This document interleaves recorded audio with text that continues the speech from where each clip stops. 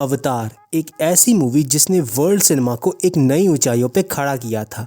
लोगों को दिखाया था कि ये था और ये है सिनेमा का पीक। ऐसे विजुअल सीजीआई एंड वीएफएक्स जो उस टाइम की मूवीज में देखने को तो दूर सोचने को भी नहीं होता था, लेकिन जेम्स कैमरन के विजन ने ये मुमकिन किया। और अब इसी मूवी की अगली कड़ी आ रही है 12 साल के बाद, अवतार the way of water.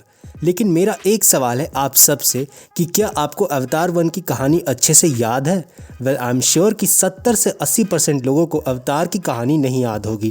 Tension नहीं लेने का आपू ने ना। तो आज मैं आपको रिकैप एंड रिविजिट दूंगा पैंडोरा की अद्भुत दुनिया में फिर से, एंड छोटा सा रिकैप दूंगा आपको अवतार मूवी की कहानी का, ताकि आपको आने वाली फिल्म का ग्लिम्स मिल सके कि क्या होगा। So without any further ado, let's get started.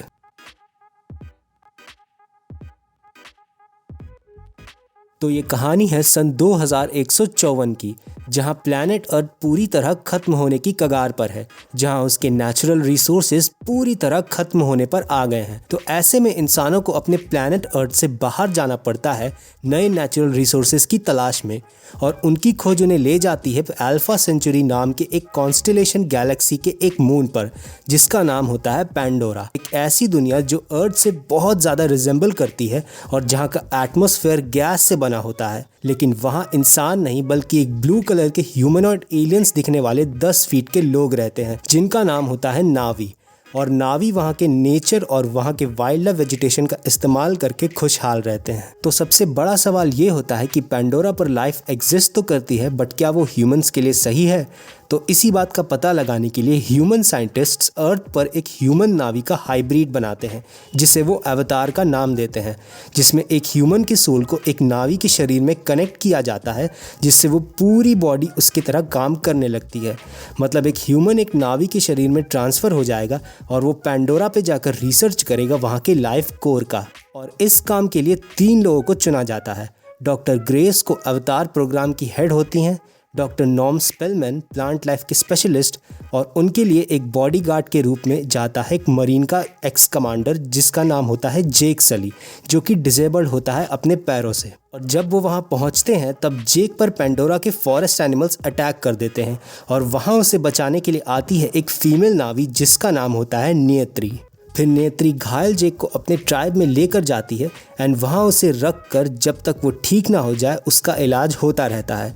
But colonel miles कॉड्रिच, जो जेक का सीनियर होता है, वो जेक से कह देता है कि वो उसके पैरों को वापस से रीस्टोर करवाएगा अगर वो नावी के बारे में इंफॉर्मेशन गैदर करके उन्हें बताएगा, और वहाँ के लाइफ कोर होम ट्री का पता बताएगा, जिसमें मेन सोर्स ऑफ पावर होता है मिनरल का, जिसे यूनोबियम कहते हैं। बट इसी बीच नेत्री और जेक दोनों एक दूसरे के बहुत ज़्यादा करीब आ जाते हैं and eventually they fall in love, और नेत्री जेक को अपना पार्टनर चूज़ कर लेती है। लेकिन ह्यूमंस का ऑर्डर आता है कि वो होम ट्री पर हमला करके उसे डिस्ट्रॉय कर देंगे, एंड डॉक्टर ग्रेस और जेक के पास सिर्फ 1 घंटा है नावीज़ को वहाँ से हटाने के लिए। फिर जेक और ग्रेस नावीज़ को सब कुछ सच सच बता देते हैं कि वो दोनों स्पाई हैं एंड ह्यूमंस उन पर हमला करने वाले हैं, एंड नावीज़ उन दोनों को बंदी बना लेते हैं, और ह्यूमंस तभी हमला करके होम ट्री को तबाह कर देते हैं, जिसमें नेत्री के फादर और बहुत से सारे नावीज़ मारे जाते हैं। तभी उनमें से एक नावी जेक और ग्रेस को आज़ाद कर देता है, बट वो दोनों अपने अवतार से डिटैच हो जाते हैं और कॉड्रिच उन दोनों को बंदी बना लेता है।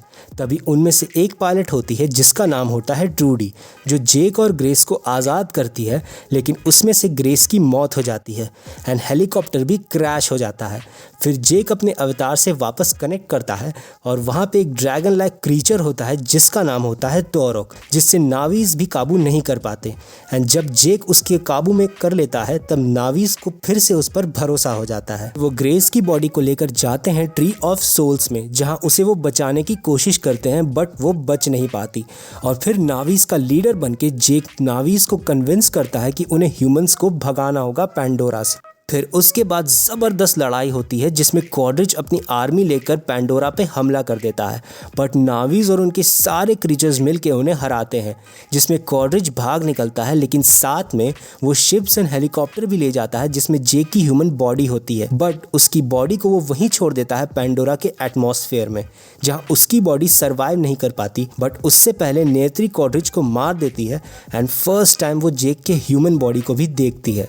और फिर बाकी सारे नावीज मिलके ह्यूमंस को पैंडोरा से निकाल देते हैं और नेत्री जेक के बॉडी को ट्री ऑफ सोल्स के पास ले जाती है एंड वो जेक को उसके अवतार में परमानेंटली ट्रांसफ़र कर देती है एंड बस मूवी वहीं ख़त्म। तो मूवी ऐसी जगह पे ख़त्म होती है जहाँ जेक अपने अवतार में हमेशा रहेगा और अब वो नावी के ट्राइब का हिस्सा रहेगा एंड इसी के आगे की कहानी अवतार वे ऑफ वाटर में आगे बढ़ेगी, जिसमें पानी का बहुत ही ज़्यादा इंपॉर्टेंस दिया गया है एंड जेक और नेत्री की खुद की फैमिली भी होगी। तो अब देखने लायक होगा कि इसके आगे की कहानी क्या होगी एंड एक बात की गारंटी तो मैं 110% दे सकता हूँ, इसकी स्टोरी कैसी भी हो बट इसके विजुअल्स आपको निराश नहीं करेंगे एंड ये फिल्म एक once in a lifetime movie होगी एंड ये मूवी बनी ही है थिएटर एक्सपीरियंस के लिए।